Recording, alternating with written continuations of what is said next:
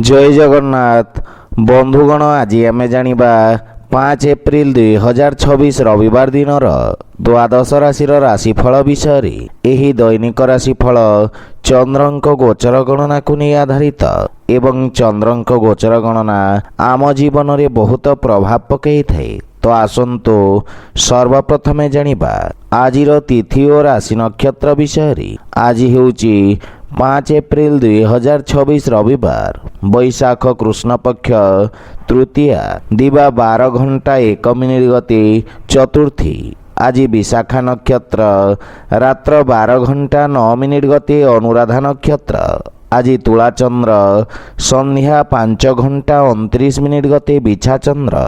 आजिर सांबत्सरिक श्राद्ध चतुर्थीर पार्वण।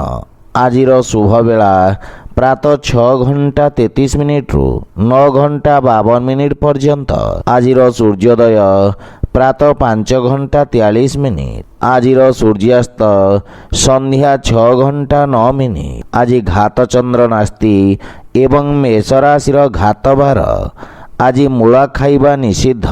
तो बंधुगण आसंतु जानिबा आजिर राशिफल विषय। ता पूर्वरु आम चैनल को जो मैंने नुआ करी आछंती तले थिवा लाल रंगर सब्सक्राइब बटन को दबाई आम चैनल को सब्सक्राइब करंतु ओ पाखरे थिवा घंटी बटन को दबाई ऑल रे सिलेक्ट करंतु काहेकि ना आमे अपलोड करिथिवा प्रत्येक वीडियो नोटिफिकेशन आपण सर्वप्रथमे पाई परिबे। तो प्रथमे जानिबा मेष राशि विषय। आपणक सप्तम भाव रे चंद्रदेवंक गोचर आपणक सहयोगी द्वारा लाभ प्रदान करिबा।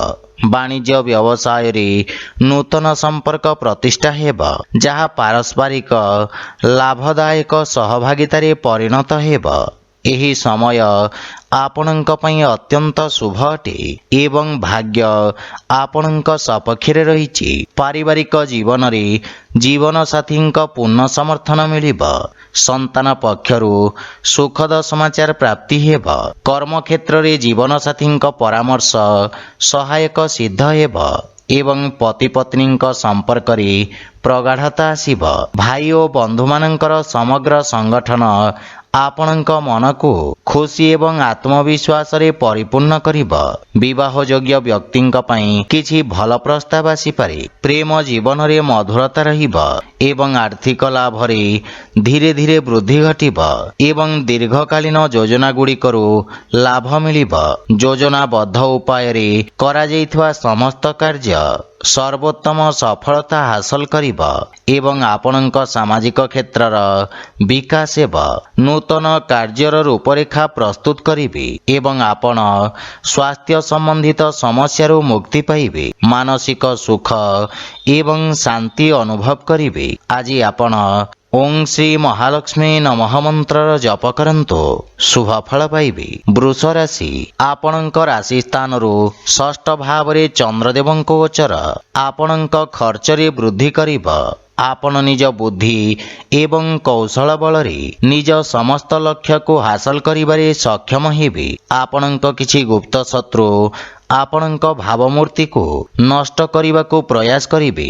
आपण नूतन लोकंक सहित साक्षात करिबे। क्यारियर रे उत्तम उन्नतिर जोग रहिछि एवं नूतन कार्य करने को चेष्टा करिबे। कार्य क्षेत्र रे स्थिति रे सुधार आसिब एवं सहकर्मी परामर्श रु आपण उपकृत हेबे। मातुल घर पक्षरु पूर्ण सहयोग मार्गदर्शन प्राप्ति हेबा। पारिवारिक कलहरु आपण दूरे रुहंतु तथा परिवार सदस्यंक स्वास्थ्यावस्थार जत्न नियंतु। प्रेम जीवन रे बाणीर कठोरता हेतु संपर्क रे फाट सृष्टि होई पारे। सेथिपई अनावश्यक वाद विवाद ओ जुक्ति तर्करु आपण दूरे रुहंतु। जदि आपण व्यावसायिक ऋण पाई चेष्टा करुछंती ताहेले जणे परिचित व्यक्तिंक सहाय्य पाइबार संभावना रहिछि। गंठी पीड़ा जंत्रणा भोगुथिबा रोगी माने उपकृत हेबे। आज आपण वृद्ध लोकंको सहाय्य करंतु शुभ फल पाइबे। मिथुन राशि आज आपणक पंचम भाव रे चंद्रदेवंक गोचर आपणक कार्य क्षेत्र रे जणे परिचित व्यक्तिंक माध्यम रे लाभर स्थिति प्रदान करिब। छात्र छात्री माने सेमानंकर समयर संपूर्ण उपयोग करिबारे सक्षम हेबे एवं एही समय मध्यरे नूतन ज्ञान एवं अभिज्ञता हासिल करिबे। पारिवारिक जीवन रे संतानक उन्नति रे आपण विशेष आनंद प्राप्त करिबे एवं संतान आपणक आज्ञाकारी हेबे। भाई और भौणी मानक सहयोग रे आपणकर समस्त कार्य सफलतार सहित संपन्न हेब। परिवार रे सुख समृद्धि लागि रहिब एवं जीवन साथी पूर्ण समर्थन पाइबे एवं विदेशरू किछि भल खबर पाई मन खुशी हेब। बड़ भाई विशेष समर्थन आपणक अग्रगतिर कारण हेब, किंतु पितांक स्वास्थ्य प्रति विशेष जत्न नेबा आवश्यक। आर्थिक क्षेत्र रे अभिवृद्धि हेब, किंतु पारिवारिक खर्च रे वृद्धि मानसिक चाप उत्पन्न करि पारे। स्वास्थ्य अवस्था रे उन्नति हेब, किंतु सतर्कता बजाय रखंतु।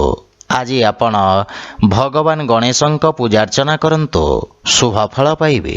कर्कट राशि आपणक राशि चतुर्थ भाव रे चंद्रदेवंक गोचर आपणक व्यवसाय क्षेत्रर विस्तार पई योजना उपरे कार्य करिवार अवसर प्रदान करिब।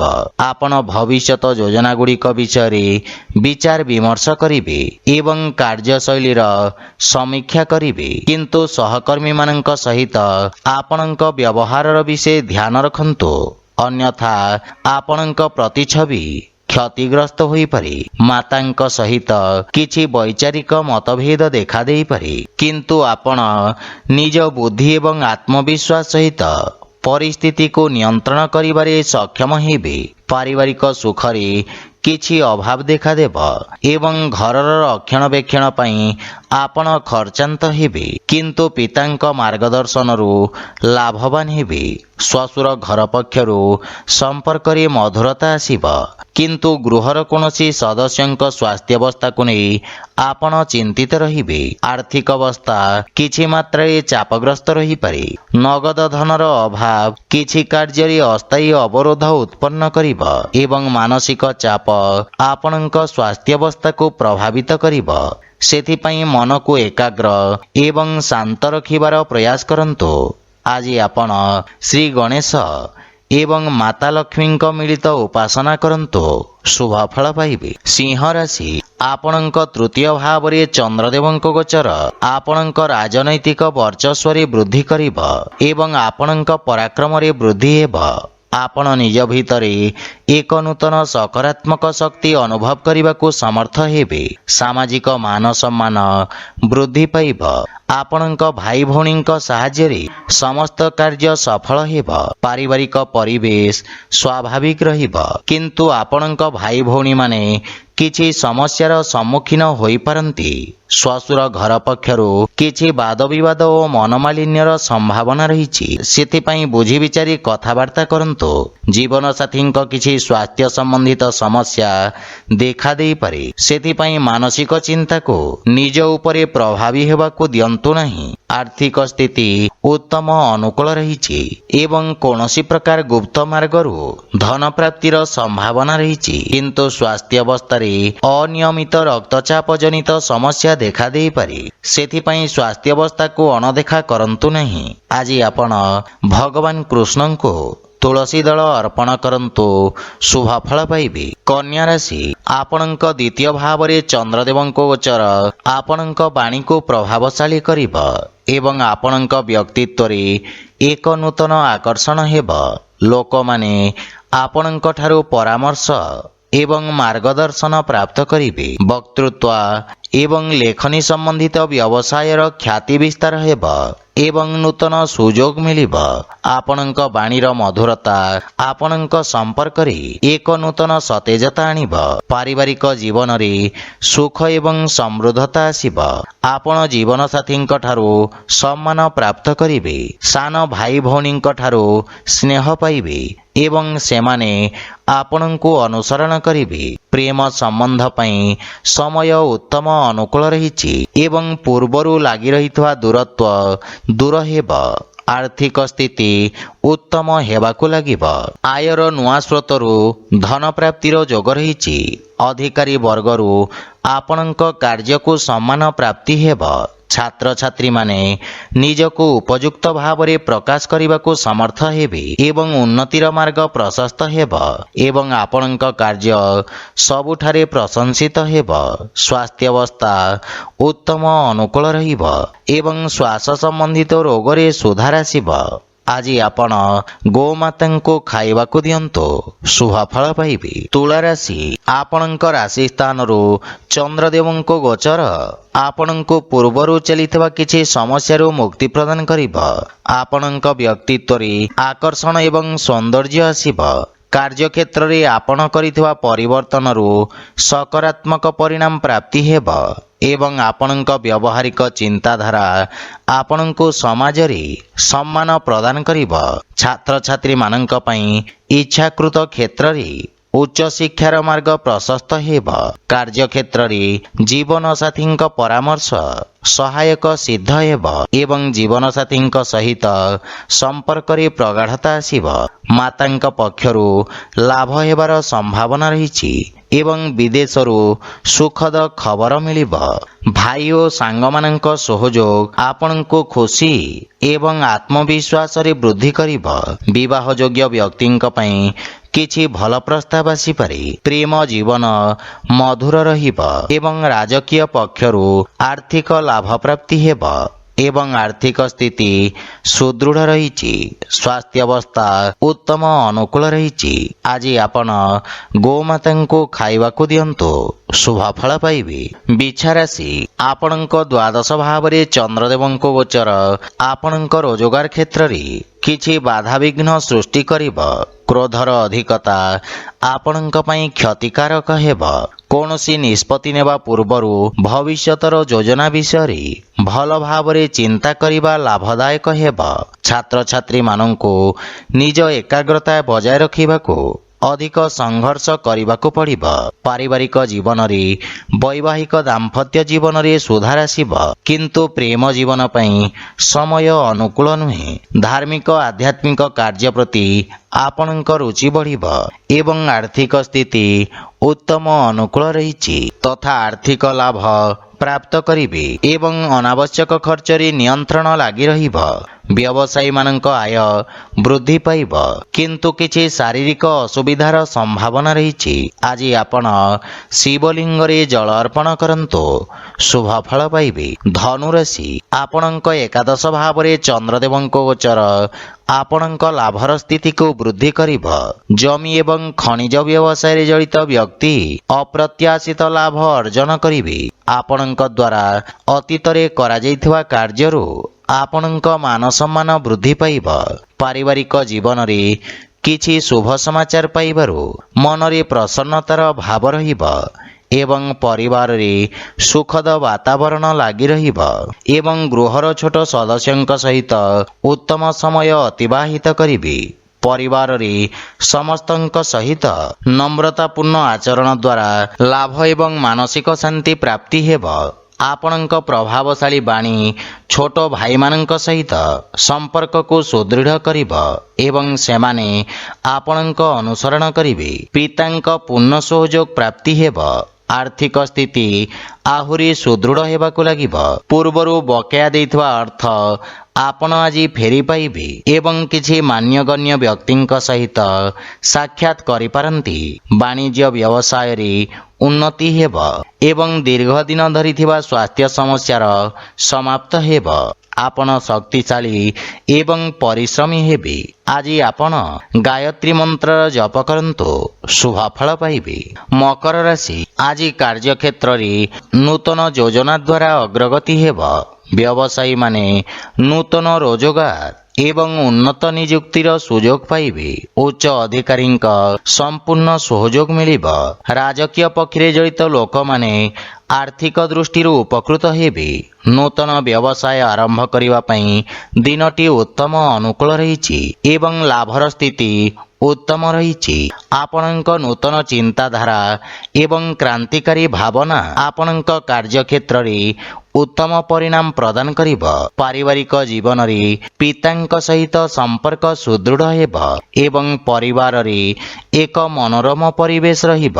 ସନ୍ତାନ ଆପଣଙ୍କ ମାର୍ଗଦର୍ଶନର ଅନୁସରଣ କରିବେ ଏବଂ ଆପଣ ଜୀବନସାଥୀଙ୍କ ଭାବନାକୁ ସମ୍ମାନ କରିବେ। ପରସ୍ପର ପ୍ରତି ପ୍ରେମ ଭାବ ବୃଦ୍ଧି ପାଇବ।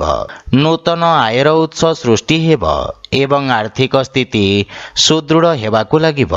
ସ୍ୱାସ୍ଥ୍ୟାବସ୍ଥା ଉତ୍ତମ ଅନୁକୂଳ ରହିଛି, କିନ୍ତୁ ଶ୍ୱାସ ସମ୍ବନ୍ଧିତ ରୋଗୀ ସାବଧାନ ରହିବା ଉଚିତ। ଆଜି ଆପଣ ହନୁମାନ ଚାଳିଶାର ପାଠ କରନ୍ତୁ, ଶୁଭ ଫଳ ପାଇବେ। କୁମ୍ଭ ରାଶି, ଚନ୍ଦ୍ରଦେବଙ୍କ ନବମ ଭାବରେ ଗୋଚର ଆପଣଙ୍କ ପାଇଁ ଭାଗ୍ୟବର୍ଦ୍ଧକ ରହିବ। ପୂର୍ବରୁ କରାଯାଇଥିବା ନିବେଶରୁ ଆପଣ ଲାଭବାନ ହେବେ ଏବଂ ବ୍ୟବସାୟରେ ସ୍ଥାୟିତ୍ୱ ଆସିବ।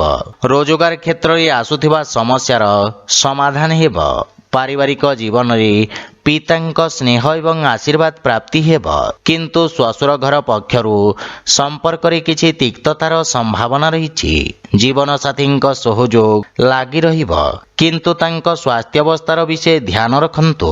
ପରିବାରର ଛୋଟ ସଦସ୍ୟଙ୍କ ସହିତ ଉତ୍ତମ ସମୟ ଅତିବାହିତ କରିବେ ଏବଂ ମାନସିକ ଶାନ୍ତି ପାଇବେ, କିନ୍ତୁ ପ୍ରେମ ସମ୍ପର୍କରେ ସାବଧାନ ରୁହନ୍ତୁ।